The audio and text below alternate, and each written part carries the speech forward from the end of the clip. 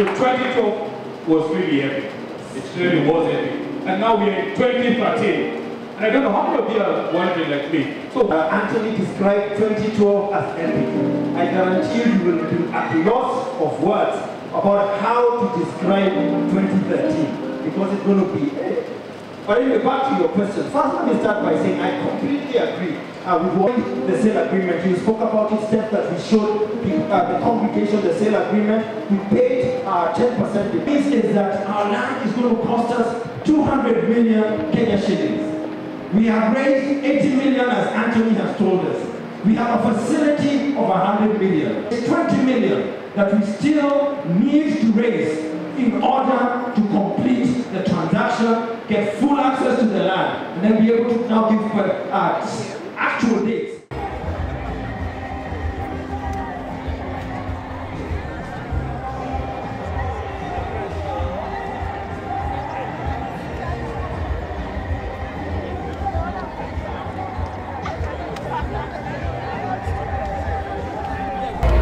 We do not want to comment on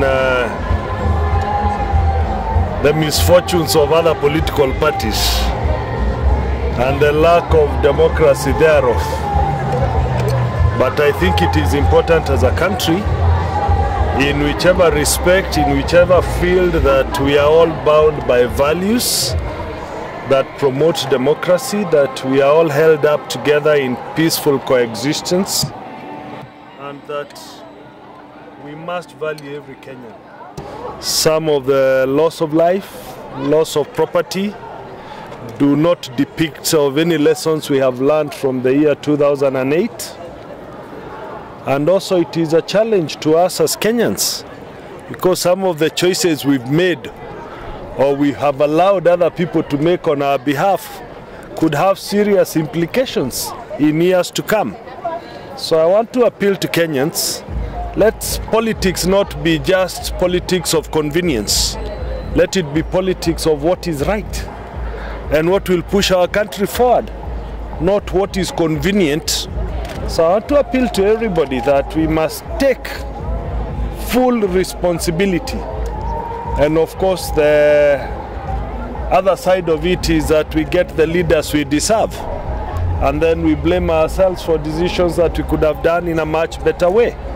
Where people are locked in, where processes are not followed. And therefore, what I'll tell Kenyans is, you've seen the kind of political parties that want to lead you. You've seen the kind of shambles and shamness that they have created in the last couple of days. Elect wisely. Elect what is right. We are in this race to the end, and we are in this race to win.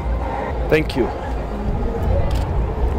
Ronnie. Yeah, probably just to emphasize what Peter has mentioned. I think it's sad for democracy, seeing the people's will being thrown to the dogs. But this is our appeal, that we need to exercise restraint, that there is indeed still an opportunity for Kenya to decide who their leaders will be come March 4th.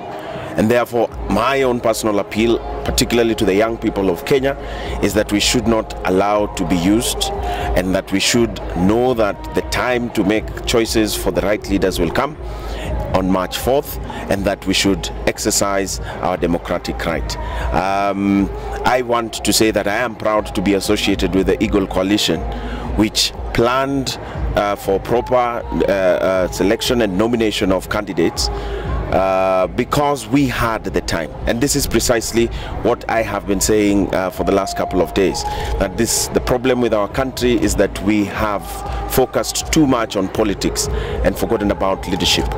That if indeed we were to exercise proper leadership in our political parties, then we would have anticipated that this exercise was coming up. In fact, as per the electoral laws, it was supposed to have been held 6 months ago.